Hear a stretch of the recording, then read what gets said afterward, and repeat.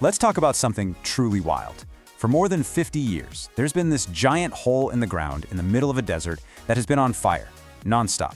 They call it the door to hell, but after all that time, that door is finally, slowly creaking shut. So today we're going to dig into how it all started, what we unbelievably found inside of it, and why this half-century inferno is finally coming to an end. I mean, just think about that for a second. It's one of the most surreal sights on the entire planet. A fire that just seems like it will burn forever, out in the absolute middle of nowhere.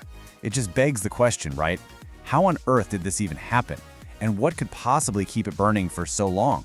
To really get this story, you first have to picture the scene. We're in the Karakum Desert in Turkmenistan. This is one of the most empty, desolate landscapes you can possibly imagine. And then, out of all that nothingness, you hear this sound, like a jet engine, and you feel this heat that is so intense, you literally can't stand at the edge for very long. And just to give you a sense of the scale we're talking about here, this crater is 70 meters across. That's almost the entire length of an American football field. Now, officially, the government has this very poetic name for it, the Shining of Karakum. But let's be honest, it earned a much more fitting nickname, the Door to Hell. Okay, so the big question. How did it start? For decades, there's been one main story floating around, a pretty simple and dramatic tale of a Soviet-era accident gone wrong. So the classic story goes like this. It's 1971. Soviet geologists are out there drilling for oil, but whoops, they accidentally punch right into a massive, shallow pocket of natural gas. The ground just gives way, and the entire rig, the camp, everything gets swallowed by the earth. And to stop all this toxic methane from spreading, the engineers decide to light it on fire. They figured, it'll probably burn out in a couple of weeks. Yeah, they were off by about 50 years. But it turns out that clean, simple story might not be the whole truth. Some recent research suggests things were actually a lot murkier. The collapse? That probably happened way back in the 1960s. And for years, maybe even decades, the crater just sat there, silently leaking gas into the air. It wasn't actually set on fire until the late 1980s. So the famous story wasn't totally wrong, just compressed. The reality was a much, much slower burn. So why all the confusion? Well, in a word, secrecy. This was the Soviet Union, and industrial accidents were huge state embarrassments. This one was, particularly spectacular. So no official reports, no drilling logs, nothing was ever made public. The story we have was pieced together from whispers and what the locals remembered, not from any records. Because in all likelihood, no official records were ever meant to survive. But the story of this crater isn't just about some huge industrial mistake. It's also a story of incredible scientific discovery, happening in one of the most hostile environments you can possibly imagine. The temperatures inside this thing are just staggering. We're talking up to 1,000 degrees Celsius, that's over 1,800 degrees Fahrenheit. To put that in perspective, that's as hot as some furnaces used to work with metal. It's an environment that seems completely, totally incompatible with life. And to get a real idea of what that heat feels like, just listen to the explorer George Kuranes. He was the first person to ever go down to the bottom back in 2013. He said he felt like a baked potato, and that was inside a specialized heat-resistant suit. The ground temperature alone was 400 degrees Celsius. His entire mission was to answer one simple question.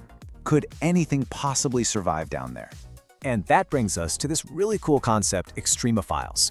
These are life forms, usually tiny microbes, that don't just put up with extreme conditions, they actually thrive in them.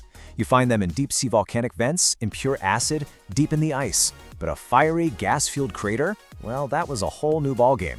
So this was it. This was the central scientific mystery of the crater. It seems impossible, right? An open inferno, just saturated with methane, with ground temperatures hot enough to cook pretty much anything in an instant. And the answer, unbelievably, was a resounding yes. The soil samples that Kuranes brought back from the crater floor had living bacteria in them. And get this, not only were they alive, but many were species that science had never ever seen before. It turns out, even in this hell on Earth, a whole unique ecosystem was thriving, completely rewriting what we thought we knew about the absolute limits of life. But now, after 5 incredible decades, the story is changing. The government in Turkmenistan, pointing to environmental damage and wasted resources, has decided it's finally time to put the fire out for good. But here's a really important piece of context. As dramatic as this crater looks, it's actually just a drop in the bucket. This chart shows it's responsible for only about 0.1% of all of Turkmenistan's methane emissions. The real culprits are all these leaky gas fields spread across the country. The crater is the visible problem, the one you can see, but it's far from the biggest one. So how in the world do you put out a fire this big? Well, you don't do it by fighting the flames directly. That's a losing battle. The solution is way cleverer. As you can see here, engineers are drilling new wells nearby to basically cut off the gas flow underground. They're capturing the fuel before it can ever reach the crater. They're essentially starving the fire to death. And the results? They've been absolutely dramatic. I mean, just a few years ago, you could see the crater's glow from miles away. Now, that raging inferno has been knocked down to just a few little scattered pockets of fire. The door to hell is flickering out. And hey, this isn't just a feeling or what it looks like on the ground. We have the data to prove it from space. This chart, using data from satellite monitoring services, shows a massive, measurable drop in the heat and the gas being burned at the site.